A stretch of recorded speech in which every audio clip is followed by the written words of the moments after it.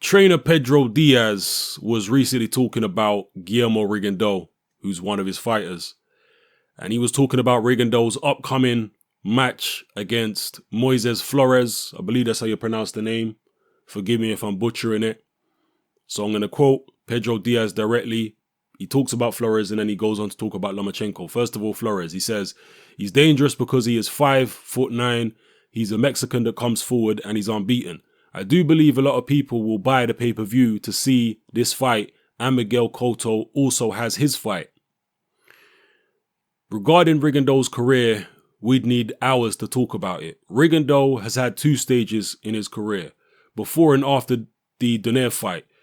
Before it, everyone thought he would lose, but when he won in the manner that he did, he humiliated Donaire. A lot of journalists gave a false image of him, saying that he was just a runner.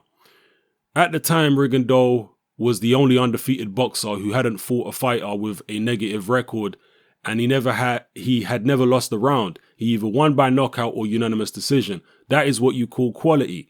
I believe the negative talk about Rigondeuax's style hurt his career. He is ready to fight anyone at 126 pounds. People have been talking about Lomachenko fighting Rigondeuax, but he's not a 126 pound fighter.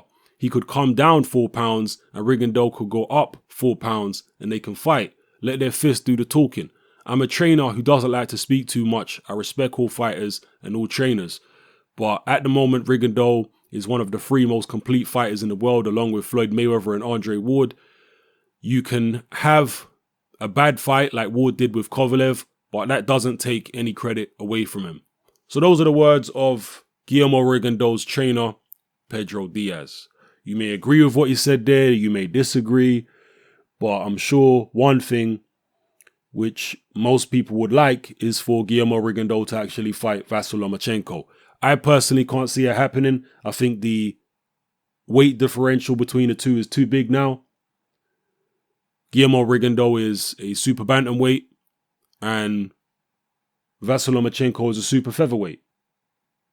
Lomachenko is a much bigger guy, and it's going to be more and more difficult for him to move down in weight or fight at a catch weight as time goes on. So I personally can't see the fight happening. I'll be surprised if it does.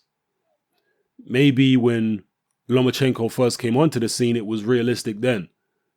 But today, I don't see it. Maybe you disagree. If you do, it's all good. Maybe you agree. Same way.